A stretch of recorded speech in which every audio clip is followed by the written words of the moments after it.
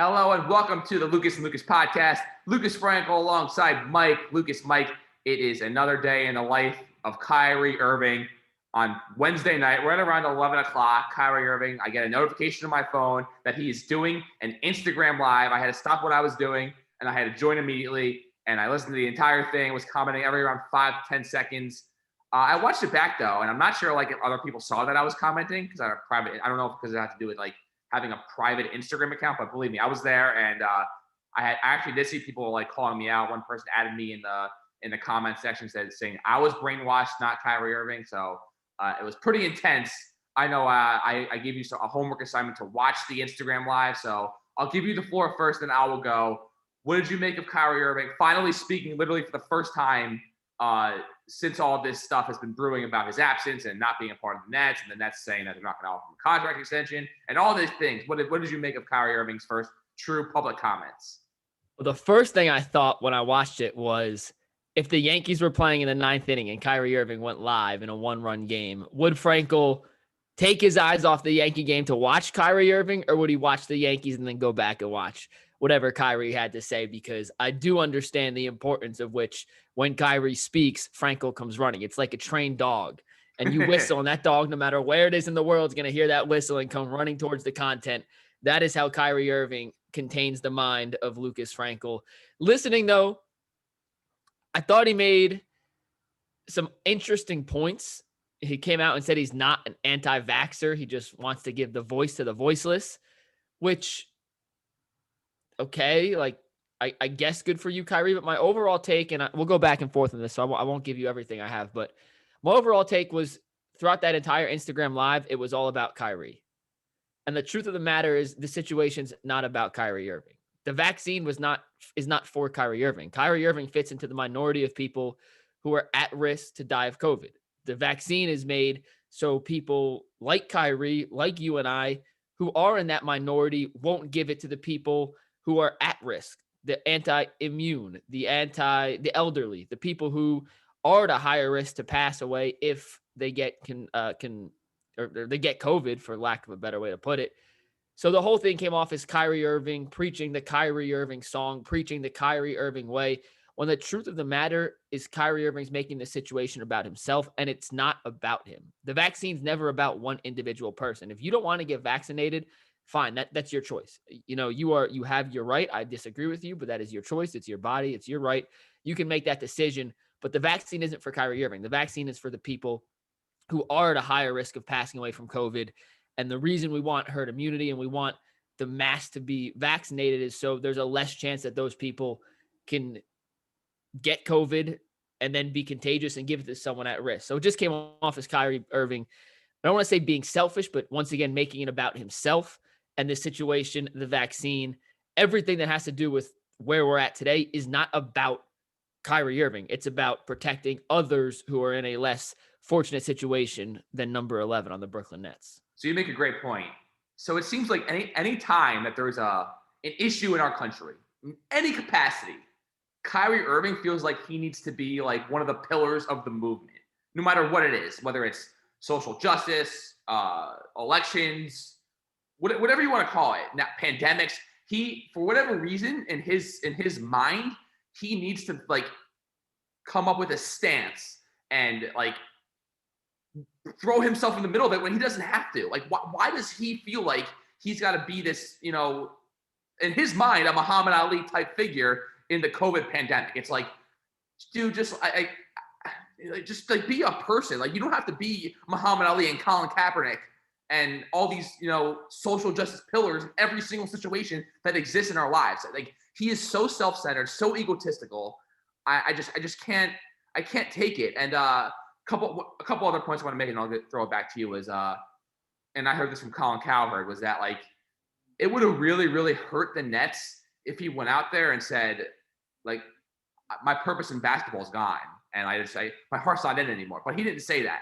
He reaffirmed that he loves basketball, wants to play, and that does not, and that if anything, that just at least makes him more attractive to other teams and continues the possibility that the Nets would be able to trade him. Because if he went up there and be and then he said, I'm not playing basketball anymore. This is a cause that it's bigger than the game. Like I need to devote my life to this, which I was afraid he was going to do. That's what I thought for the past month, that this was what this was going to, how this was going to end. That he was like, I'm retiring. This is bigger than basketball. I need to devote all my life, all my resources, everything I've worked so hard in my life for, to the injustice surrounding the COVID pandemic. And I was so ready for that. But it seems like after watching him on Wednesday night, that is not going to be the case. The other thing that sort of stood out to me was, as you sort of hit on as well, that like he kept asking why is everyone focused on me? Why is everybody focused on me? This isn't about me. But you're making it about you. Every single other player in the NBA that even like every single other player in the NBA basically is not in this. You're the only player in the league who is going through this. There's not a single other player in the NBA, even Andrew Wiggins, who was like steadfast, I'm not getting vaccinated. I'm not getting vaccinated. Guess what he did? He got vaccinated. Now who's going to play for his team after like there was no chance he was going to play. You're the only player in the league that is doing this. So that is why we are focused on you. You did this, Kyrie Irving. Nobody else. You are the reason why everyone's coming at you. You built this Nets team. You brought Kevin Durant here. You helped bring James Harden here. And now how do you look those guys in the eyes and be like, hey guys, like this COVID thing, man, I need to, be the Muhammad Ali in this situation. And I'm so sorry that I have to do this. Like, how do you look at those guys in the eye and tell them, I can't play and help us win a championship because I need to stand up for the people that are losing their job? You can still do that, but you could just get the shot and play and do both. You can do both. It doesn't have to be one or the other. He is so twisted in his mind. It is really unbelievable. Yeah, no, it's hard to look at the basketball aspect of this and then look at Kyrie and his social stance and compare them side to side because they are two totally different subjects. But I think you point about Kyrie being the point guard of building this team, not just on the floor, but he was the lead recruiter for KD. He was just behind, everyone else bringing James Harden, and he's been as instrumental as turning Brooklyn into what it is today as anyone else on that roster or in that front office. So to not be there now with the Nets as they look to start their most anticipated season in franchise history is a weird look. But I think the other thing, Frank, that you haven't touched on yet and I haven't touched on yet is Kyrie saying last night, I'm not an anti-vaxxer.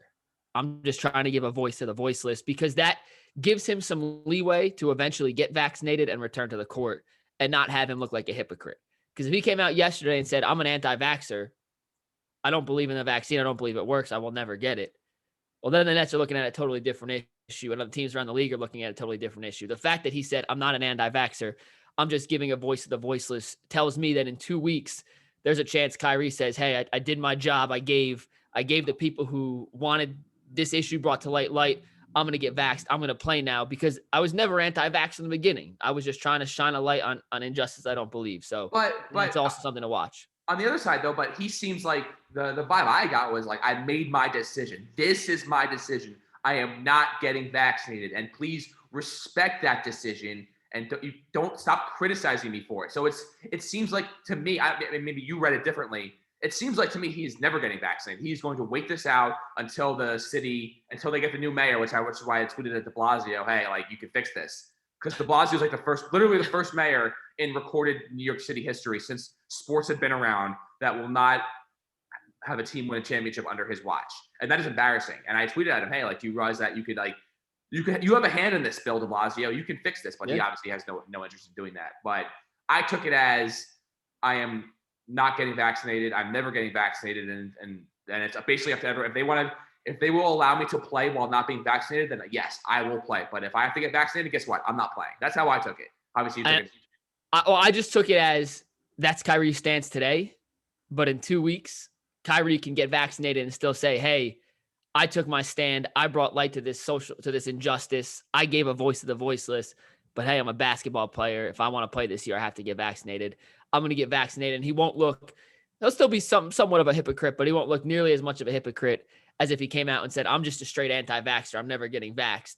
Oh, by the way, now I want to play basketball again. I'm going to get vaxxed. So I think he gave himself a little wiggle room and a little leeway to eventually get vaccinated and either join the Nets or join another team in the NBA if Brooklyn can work out a deal, which at this point I'm very much all for. I would trade him very quickly if the return is of equal value. But I did think he did give himself some sort of leeway to get vaxxed or find a way to play this season based on his statement of, I'm not anti-vaxxer. I just want to give a voice to the voiceless. He could still give that voice to the voiceless, or at least in his mind, give the voice to the voiceless, and then get vaxxed and play without looking like a complete hypocrite.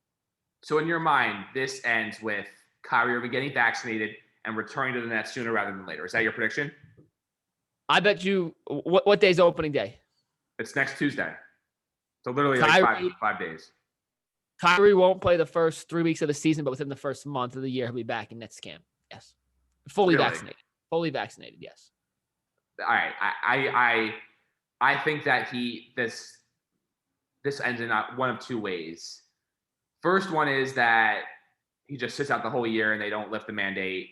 Or he holds out until they lift the mandate and then he returns and then he'll play once unvaccinated players are allowed to play. And then either the Nets will trade him in the offseason or I'll just let him just walk or whatever happens. The other one is they put their foot down and they are just going rogue, going through the trade market, just like seeing what's out there. Any team, maybe you could flip him for Lillard, maybe throw in a couple picks and some of Kyrie's salary. But like I'm trying to think like what would be a trade for Kyrie that would feel like the Nets got equal value here? Because I mean, let's face it, Kyrie is the single best like ball handler in terms of skill with what he could do with the basketball that I've ever seen. It's unbelievable the way his behind the back fade away through the legs. I mean, I've never seen anything like it. So like, what would be like an equal value trade? And obviously, like the one area I will give him credit for and not destroy him completely is that he didn't basically make his trade value zero last night. That's it. I mean, if Ben Simmons for Kyrie's on the table, that's not happening. That's not happening. It's not. I know it's not. But you asked what's equal value. I mean, I think. What about Lillard? Is Lillard for Kyrie with maybe the Nets throwing in a little bit more? Nets would have to throw in more. But yeah, I mean, I think you do that. Lillard can score. Right, I mean, it'd be unbelievable. Yeah. With the Blazers, what would it take for the Blazers to realistically do that trade? Kyrie. Well, it's impossible to gauge Kyrie's value because you just don't know what you're getting. Like, you know what you're getting in Lillard. I mean, you could say Kyrie, but is that 82 games of Kyrie? Is that Kyrie with 2 mental health breaks during the season? Is that Kyrie who wants to retire the next time there's a global pandemic and some injustice that he feels like he needs to stand up for? I mean, Kyrie and do the Nets have 3 first-round draft picks to trade? But it feels like Kyrie and 3 might get you Dame Lillard. There's not a lot of equal value. Kyrie's a top 15 talent in the league. And when you trade a top 15 talent in the league on a championship roster, you can't take back a package of 4 future picks and a couple of young guys who haven't developed. Like, you need whoever you get back for Kyrie would have to be able to contribute immediately and help Brooklyn win its first NBA championship since the 70s. So there's not a lot of guys out there right now that straight up you could say, hey, this makes sense, Kyrie for X or Kyrie for Y. But it would have to be an established all-star caliber player. And you look at the guys who are in theory better than Kyrie, like very, very, very few of them are even possible trade opportunities at this point. Bradley Beal might be the only other one, but he has his own vaccine issues. He's just a lot quieter about them. I just can't believe that we're this close to the NBA season starting and Kyrie Irving is doing. I just can't believe it. But all right, let's move on from the curious world of Kyrie Irving and switch to baseball. It's our worst nightmare. It's the Red Sox, Astros, and the ALCS. I just can't believe that this is what it is. Like, literally before the season, if you would say, what is your worst nightmare for the ALCS? Red Sox, Astros, and guess what? It is Red Sox, Astros. Mike, who are you rooting for in the series? Everyone to have a miserable time. Like, I don't want either team to win. I don't want either team to have fun. I guess I have to root for the Astros if I had to choose, but I'm honestly hoping for 7 one-run games that go into the 13th inning and we have to see like position players start to pitch because the bullpens are so gassed by game 5. Like, I just want to see Jose Altuve start game 6 because the Astros had to use every pitcher in their bullpen for 6 innings in a 36-hour marathon game that was terribly boring. And there's like 1 hit the whole game. It's just ground out after ground out. I don't know, Franco, you can just shoot me in the head. I don't care. I don't care. I just do not care. I've reached the point where I want the Yankees to sign Carlos Correa in the offseason. I'm so over like the Astros hate and the FL Altuve chance. Like, if you had told me in May in June, I was like, I cannot have Carlos Correa on the team. But it's gotten so bad for the Yankees that I would sell my soul to make Carlos Correa a Yankee, because I just feel like he's so good. He's so good. He's so good. He's so poised, and he's been coming up super, super clutch for the Astros team, especially in that first round, and during literally his whole time there. And I know he's going to be a free agent, and I really love the Yankees swung some salaries around in order to make that happen, because I feel like he'd be a perfect fit as a Yankee. And he grew up idolizing Derek Jeter, so I know that because I literally asked him that in the spring training of 2014. I went up to him and I said, who would you idolize growing up? And he said Derek Jeter, and that's why I believe he wears number 2, or maybe Bregman does. But either way, he did idolize. Bregman wears 2, but yeah.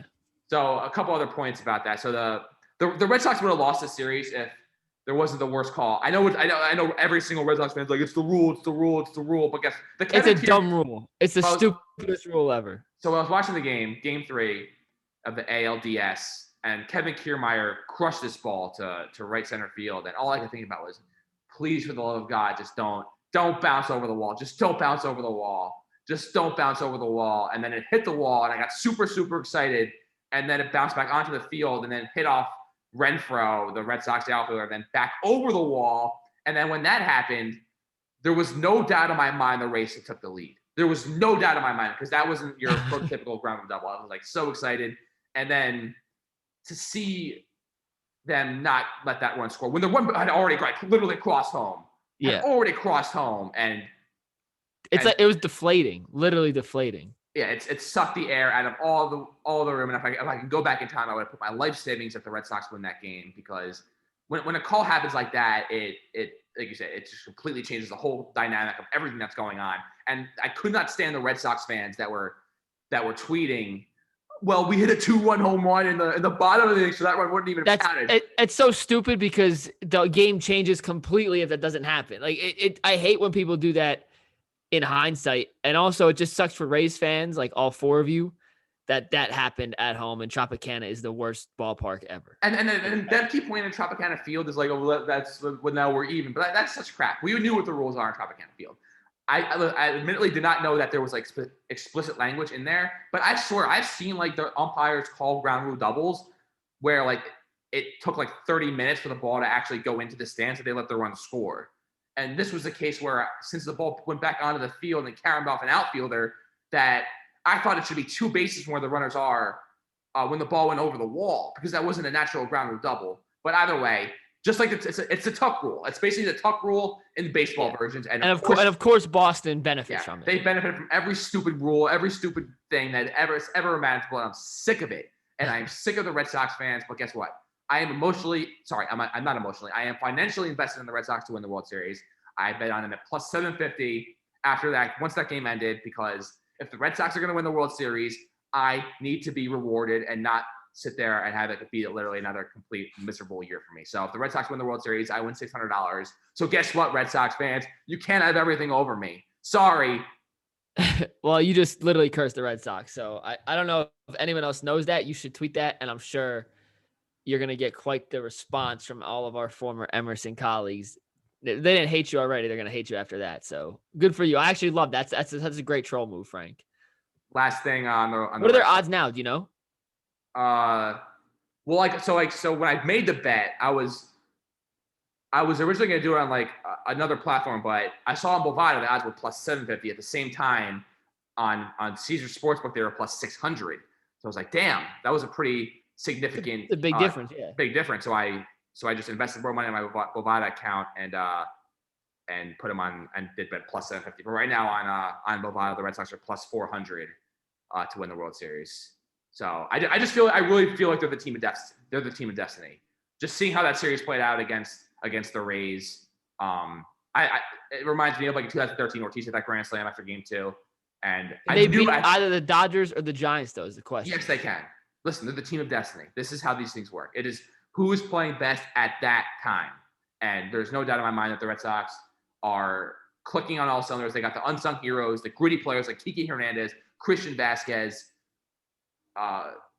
Bogarts and Devers and JD Martinez and Renfroe and Dahlback, all these guys are just coming through in massive, massive situations for the Red Sox. And listen, I really feel my heart of hearts that everything is just coming up Red Sox. Alex Cora is like 14-3 in his postseason career as manager of the Red Sox. He is a magician as manager.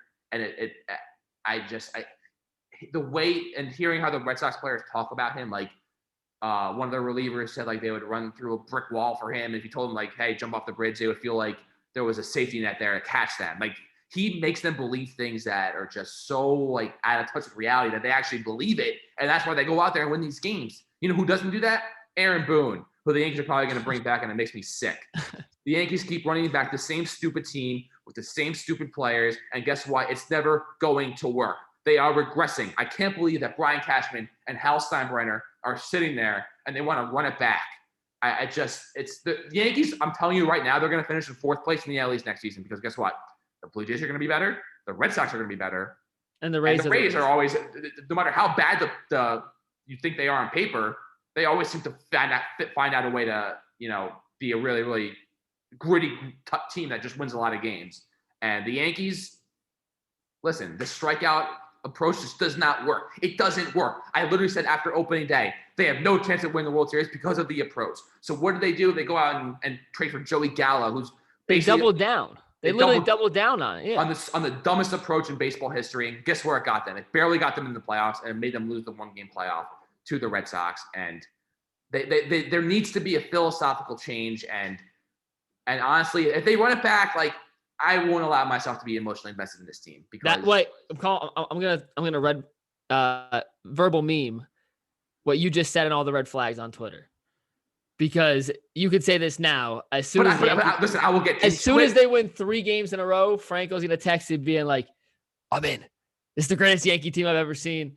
And they're gonna push you away and they're gonna pull you back in, and it's gonna be another roller coaster season. And I can't wait to sit alongside you in that bumper car, Frank, and watch you lose your mind, fall in love, tear the rest of your hair out, patch it back on with super glue, and then tell me the Yankees suck in a course of a season again, because that really was a glorious, glorious roller coaster of emotions this year.